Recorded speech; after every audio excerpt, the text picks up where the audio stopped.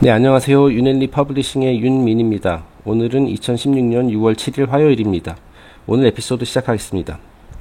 어제 6월 6일 현충일이었는데 그 국민의 안전을 지키기 위해 삶을 꽃피워보지도 못하고 목숨을 바친 순국자들을 위해 감사하는 마음을 갖는 것은 그들의 기억을 기리고 감사하는 마음을 갖는 것은 마땅한 일이라고 생각합니다. 자, 하지만 이와 동시에 이 전쟁이라는 개념을 보다 큰 관점에서 바라보는 안목을 키우는 것도 중요한 일이라고 생각됩니다. 자, 그래서 오늘은 그 전쟁과 관련된 에피소드를 한번 준비해 봤습니다. 일단 화면에 보시는 것은 그 Gods of Eden이라는 책입니다. 그 윌리엄 브램리라는 그 사회학을 전공한 사회학도가 이제 90년대 초반에 이제 쓴 책인데요.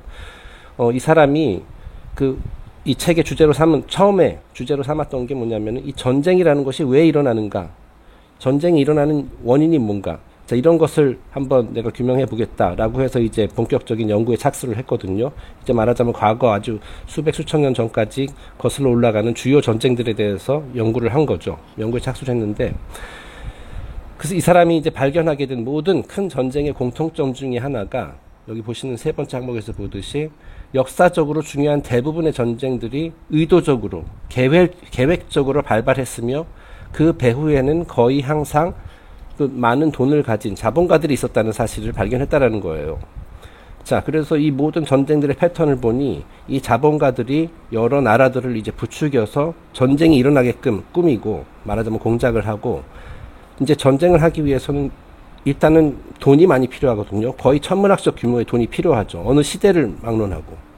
뭐 전쟁 때문에 그래서 나라가 망하는 경우도 많이 있고, 심지어 승전국이 되더라도 국가 재정 파탄이 돼서 이제 망하는 경우도 있고, 그렇죠. 뭐 로마 제국도 뭐 그런 케이스에 해당이 되고. 어쨌든 이 자본가들이 전쟁을 획책하고, 이들이 하는 게 뭐냐면 전쟁 당사국 양측에게 돈을 대어주는 겁니다. 그래서 이 자본가들이 배후에서 이제 전쟁을 일으키고 전쟁 당사국 양측에게 돈을 대어줌으로써 말하자면 고리대금을 하는 겁니다. 그렇게 함으로써 거대한 이익을 생기는 지상 최대의 사업이다. 전쟁만큼 큰 사업이 없다라는 거죠. 그래서 어떤 사건에 그런 말이 있거든요. 어떤 사건을 일으킨 자가 누구냐라는 것을 알기 위해서는 그 사건이 끝난 후에 누가 가장 큰 이익을 받느냐, 그거를 알면은 이제 그 배후를 알 수 있다라고 하거든요. 거의 모든 전쟁 끝나고선 배를 불리는 것은 이 자본가 은행가들이었다는 거예요. 역사적으로 봤을 때. 뭐 이제 그래서 대표적으로 그 유럽의 뱅킹 가문들, 뭐 미국의 뱅킹 가문, 이런 사람들은 이제 생각을 할 수 있겠죠. 여러분 많이 아시는 뭐 로스차일드 가문, 록펠러, JP 모건 등등등 굉장히 많이 있죠. 그래서 이런 전쟁을 통해서 이들이 굉장히 많은 부를 얻게 되고, 그럼으로써 더 강한 권력을 가지게 되고 그러더라는 거죠. 항상 수혜자더라라는 겁니다. 자, 왜 그러냐면은 전쟁이 끝나고 나면, 자, 승전국과 패전국이 있죠. 하지만 그 이긴 쪽도 사실은 그 나라가 거의 운명이 기울 정도로 망해버리죠. 재정 파탄이 나고 이제 국토도 다 파괴되고. 그래서 윈루스가 아니라 둘 다 루스. 어떻게 보면 둘 다 패전국이라고 할 수 있어요. 전쟁은 항상 그렇습니다. 자, 종전 후, 자, 승전국과 패전국 모두 자본가들의 진 빚을 갚아야 돼요. 그런데 이제 재정이 파탄 났으니까 그걸 억지로 뭐 국민들로부터 세금을 더 걷어서 뭐 좀 무리하게 걷어서 이제 갚든지, 돈이 없으면 공공사업이라든지 그 해당 국가의 뭐 승전국이든 패전국이든 간에요, 공공사업 그리고 중앙은행에 대한 이권을 이들에게 넘긴다든지, 그죠? 돈 대신 이렇게 갚는 겁니다. 또는 토지 등으로 갚아야 해요.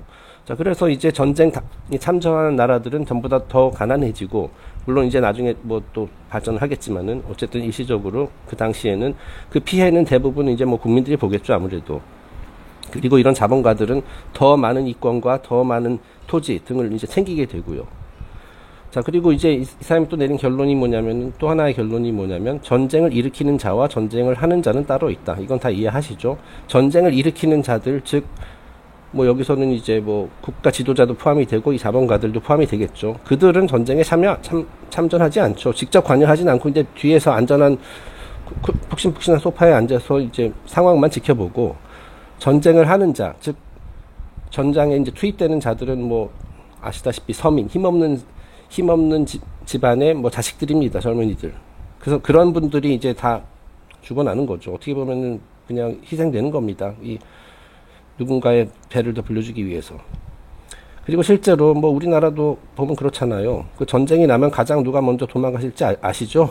그건 뭐 역사를 봐도 알 수 있고. 그리고 이제 군대 가는 우리나라는 이제 징집제인데 군대를 힘없는 서민들의 자녀들은 다 가야 하고 뭐 그렇지 않은 힘이 있는 집안의 자녀들은 가지 않는 경우도 많이 있죠. 다 아시다시피. 자, 그래서 이 전쟁이라는 것을 조금 더 큰 관점에서 자, 이렇게 어떻게 보면 지상 최대의 사업이다. 누군가 어떤 의도를 가지고 어떤 이익을 취하기 위해서 일어나는 것이 이제 전쟁이다. 네, 그래서 어쨌든 이 전쟁이라는 것이 일어나는 이유, 전쟁에 대한 보다 그 폭넓은 그런 관점에서 오늘 에피소드를 한번 진행해 봤으면 합니다. 이 전쟁이라는 것은 힘을 가진 자가 자신의 권력을 더욱 강화시키기 위해 또는 어떤 정치적 위기로부터 벗어나기 위해 국민들의 관심을 다른 곳으로 돌리기 위해서 일어나는 경우가 많다. 그리고 그 배후에 누가 수혜를 보느냐에 따라 누가 수혜를 보는가를 보면은 누가 이제 전쟁을 일으키는지도 알 수 있다라는 점들, 그런 것들을 염두에 두시기 바랍니다. 제가 어저께 무하마드 알리의 여러 가지 명언들을 소개했는데 그 마지막 거를 제가 오늘로 미뤘어요. 이게 이제 전쟁과 관련된 그런 내용이거든요. 한번 읽어보겠습니다. 제가 이제 무하마드 알리에 대한 간단한 소개에서 이 병역 기피자라는 말을 썼는데요. 자, 그게 어떤 의미인지 한번 보시겠습니다. I'm expected to go overseas to help free people in South Vietnam, and at the same time, my people here are being brutalized. 자, 이게 무하마드 알리가 뭐냐면 그 1960년 7년 그때쯤 이제 미국이 이제 베트남 전쟁에 이제 참전을 했을 때 이제 징집 대상이었거든요. 근데 이제 징집을 거부를 했습니다. 그 거부하면서 한 말이에요. 우리 국민들이 지금 우리 미국 국민들 말하는 거죠. 미국 국민들이 지금 이 나라에서 탄압을 받고 있는 중인데, 물론 이제 알리는 이제 아마 주로 흑인, 그 당시 이제 인권 유린을 당하고 있었던 흑인들을 이제 지칭한 것으로 이제 보입니다만은, 우리 국민들이 지금 이 나라에서 탄압을 받고 있는 마당에 나더러 지금 우리나라와 전혀 상관없는 남베트남의 국민들을 해방시키기 위해서 해외로 나가라고 지금 정부가 요구하고 있다. Hell no. 나는 절대 그럴 수 없다. I would like to say to those of you who think I have lost so much. 내가 이번 결정으로 모든 것을 잃었다고 생각하는 사람들에게 이 말을 전하고 싶다. 자, 이게 무슨 말이냐면은 알리 선수가 그 당시에 이제 병역 징집을 거부함으로써 이제 뭐 타이틀 이런 것들 다 박탈된 것은 물론이고요. 그 체포되고 이제 법정에 넘겨져서 이제 유죄 판결까지 받았죠. 그러니까 어떻게 보면은 자신의 그 인생, 자신의 커리어를 그냥 다 망가지는 그런 순간이었습니다. 그렇죠. 권투 선수로서 타이틀 다 뺏기고 이제 무대에 오르는 것도 한동안 금지되었었고, 그러니까 무대가 아니라 링에 오르는 것도 한동안 금지되었었고, 이제 구속돼서 재판에 넘겨져서 지금 감옥까지도 갈 수 있는 그런 상황에서 한 말이거든요. 자, 내가 이번 결정으로 이런 모든 것들을 잃었다고 그 당시 사람들이 이렇게 생각을 했겠죠. 그런 사람들에게 이 말을 전하고 싶다. I have gained everything. 나는 잃은 것이 아니라, 나는 모든 것을 잃은 사람이 아니라 모든 것을 얻은 사람이다. I have peace of heart. 나는 마음의 평온을 얻었다. peace of heart. 마음의 평온을 얻었다. I have a clear, free conscience. 그리고 한 점 부끄럼 없는 양심을 얻었다. And I am proud. 나는 그리고 또한 자랑스럽다. 내 자신이 굉장히 자랑스럽다. 이번 결정에 대해서. I wake up happy. I go to bed happy. And if I go to jail, I'll go to jail happy. 나는 매일 아침 행복한 기분으로 아침에 일어나고 행복한 기분으로 밤에 잠든다. 그리고 내가 감옥에 가야 한다면 즐거운 마음으로 가겠다. 자, 왜 이게 자꾸 그 행복하고 즐거운 마음, 즐겁다고 얘기를 할까요? 왜냐하면은 마음의 평온을 얻었고 한 점 부끄럼 없는 그 양심을 얻었기 때문에, 자기 양심의 가책이 없고 자유로운 영혼이 되었기 때문에 나는 오히려 내 자신이 자랑스럽고 나는 모든 것을 얻었고 즐겁다라고 얘기를 하는 겁니다. 자, 그래서 이제 뭐 이 사람이 비겁해서 말하자면 이제 양심적인 병역 거부를 한 거죠. 왜 우리 서민들, 우리 국민들 탄압하고 있는 와중에 지금 우리나라 인권을 개선하기, 우리 흑인 형제들 인권을 개선하기 위한 그런 것은 전혀 관심도 없으면서 오히려 우리를 사지로 내보내려고 하느냐. 뭐 그에 대해서 말하자면 양심적인 병역 거부, 참전 거부를 한 거죠. 이거에 대한 이제 여러분들의 의견은 어떤지 궁금합니다만은 찬반론이 있을 것 같습니다. 어쨌든 무하마드 알리는 이런 길을 걸었다라는 것을 이제 말씀을 드리고 싶습니다. 자신의 말하자면 커리어를 포기하는 한이 있더라도 뭐 본인이 맞다고 생각하는 양심을 지키는 쪽을 이제 선택을 한 거죠. 자, 그렇다면은 이번에 그 위정자들, 소위 말하는 위정자들, 전쟁을 일으키고 배후에서 조종하는 사람들이 이제 전쟁에 대해서 어떻게 생각하고 있는지 그 몇 가지 인용을 보시겠습니다. 자, 지금 보시는 것은 헨리 키신저입니다. 노벨 평화상을 수상했죠. 노벨 평화상을 수상한 이 헨리 키신저스의 주옥 같은 명언입니다. Military men are just dumb, stupid animals to be used as pawns in foreign policy. 이 군인은 외교 정책을 위해 졸로 활용되는 바보천치 짐승에 불과하다. 여기서 졸이라는 건 펀. 그러니까 이제 장기판에서 이제 졸 있죠. 이제 미국에서 하는 이제 체스에서는 그거를 이제 폰이라고 합니다. 자, 이렇게 생각을 한다는 거죠. 네, 이게 실제로 헨리 키신저가 어떤 공식적인 자리에서 이제 공식적인 자리는 아니고 사적인 자리에서 했던 말로 지금 기록이 되어 있습니다. 이건 인터넷에 가보셔도 나와요. 다음 페이지 넘어가겠습니다. 자, 이게 보니까 지금 다 스타워즈 강연에서 제가 언급했었던 내용이네요. 다음은 우리나라에서 거의 신적인 영웅으로 추앙받고 있는 더글러스 맥아더 장군의 얘기입니다. 자, 저는 이 인용문을 보면서 약간 놀랐어요. 아, 이분이 그래도 똑똑 올바른 생각을 하고 있네. 뭐 그런 생각이 들었었거든요. 자, 한번 읽어보겠습니다. Our government has kept us in a perpetual state of fear, kept us in a continuous stampede of patriotic fervor with the cry of grave national emergency. 우리 정부, 즉 미국 정부를 말하는 거죠. 우리 정부는 국민들이 영구적으로 두려움에 시달리도록 획책하고 있다. 그러니까 계속 국민들이 두려워할 만한 일을 계속 만들어낸다라는 거죠. 늘 국가 비생 사태를 부르짖으며 애국심을 가져야 한다고 선전한다. 자, 이렇게 함으로써 실제 전쟁이 일어나지 않더라도 언제든 전쟁이 일어날 수 있다. 우리는 그래서 뭉쳐야 된다. 애국심을 가져야 된다. 지금 국가 비상사태다. 여러분 두려워하는 건 마땅하다. 계속 이런 식으로 공포 조장을 하고 있다라고 지금 얘기하는 거예요. 이건 꼭 마치 무슨 내부 고발자가 하는 말 같네요. Always there has been some terrible evil at home or some monstrous foreign power that was going to gobble us up if we did not blind rally behind it. 자, 정부를 지지하지 않으면 맹목적으로 정부를 지지하지 않으면 국내 또는 국외에서 활동하고 있는 끔찍한 괴물들이 마치 우리 국민 모두를 잡아먹게 될 것이라고 늘 겁을 주는 것이다. 자, 이것이 바로 정치가들, 나라 국가 지도자들의 전략이다라고 이렇게 솔직하게 얘기를 하는 거예요. 뭐 이 메가더 장군은 이제 아마 우성 장군 출신이죠. 자, 그렇기 때문에 그 고위 관계자들, 정치인들이 어떤 생각을 하고 있는지 잘 알고 있겠죠. 자, 다음은 헤르만 괴링, 이제 나치 시절의 그 고위 지휘관이었죠. 이 사람이 뉘렌베르크 전범 재판에서 이제 했던 말입니다. 한번 읽어보겠습니다. Naturally, the common people don't want war. 자, 물론 국민, 여기서 common people이라고 했는데 일반 국민들 말하는 거죠. 우리 그 대다수를 이루고 있는 국민. 물론 국민은 전쟁을 원하지 않는다. Neither in Russia, nor in England, nor for that matter in Germany. 러시아, 중국, 영국, 그리고 심지어 우리나라, 우리 독일 국민들도 전쟁을 원하지 않는다. That is understood. 이건 누구나 다 아는 사실이다. 이거는 일반적인 상식이다 이거죠. 이 세상에 전쟁을 원하는 사람은 사실 거의 없다. 대부분은 평화를 원한다는 거죠. 그건 당연한 얘기다.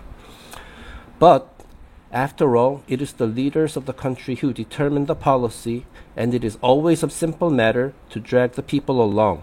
Whether it is a democracy or a fascist dictatorship or a parliament or a communist dictatorship. 자, 좀 문장이 긴데요. 한번 읽어보겠습니다. 하지만 정책을 정하는 것, 국가의 정책을 정하는 것은 국민이 아니라 국가의 지도자다. 즉 독재 국가니까요. 그죠? 국가의 지도자이며 이 국민이 정부의 뜻을 따르게 하는 일은 무조건적으로 따르게 하는 일은 그리 어려운 일이 아니다. 이거는 꼭 독재 국가, 표면적인 독재 국가에만 해당되는 얘기가 아니라 민주주의 국가든 파시스트 독재 국가든 의회 민주주의 국가든 공산주의든 즉 정치 시스템과는 무관하게 얼마든지 공통적으로 적용할 수 있는 전략이다. 즉 다시 말해서 지도자의 힘으로 국민을 무조건적으로 따라오게 하는 것은 그리 어려운 일이 아니다. 자기 본인 경험에서 드러나오는 얘기겠죠. 계속해서 말을 보겠습니다. Voice or no voice, the people can always be brought to the bidding of the leaders. 자, voice or no voice. 이거는 국민이 목소리를 내든 말든, 즉 국민이 그 정부의 시책에 뭐 찬성하든 반대하든 이거 중요하지 않다라는 거예요. 그렇게 목소리를 내든 말든 얼마든지 지도자의 의지로 국민들을 따라오게 할 수 있다. That is easy. 그건 아주 쉬운 일이다. 그 비결이 이제 다음 문장에 나오죠. All you have to do is tell them they are being attacked and denounce the peacemakers for lack of patriotism and exposing the country to danger.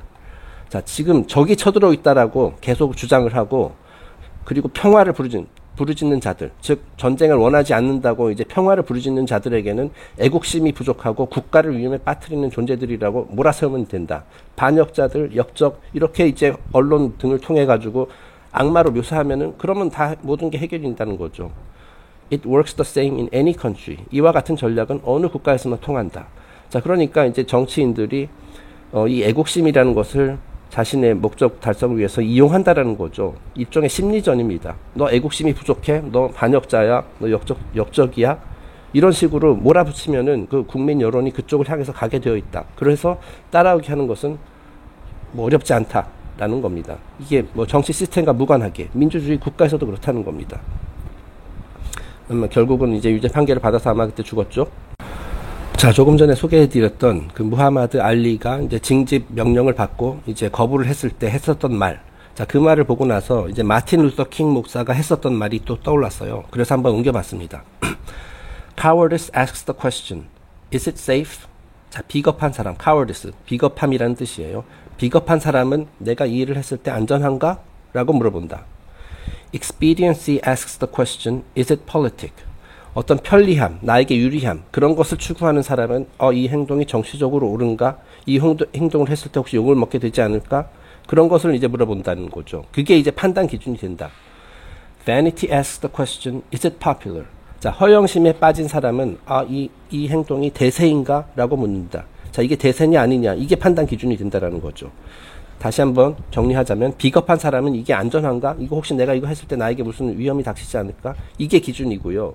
자, 이게 올바른 일이냐, 정의로운 일이냐, 그게 기준이 아니라 내 일신의 안전에 위협이 되는가 안 되는가, 그게 이제 기준이 되고, 편리함, 유리함을 추구하는 사람은 이게 정치적으로 옳은가? 내 욕먹지 되지 않을까? 아니면 내가 찬사를 듣게 될까? 그게 판단 기준이고, 허영심에 빠진 사람은 이게 대세인가? 남들도 다 하고 있나? 아니면 나만 혹시 막 모난 돌 되는 거 아닌가?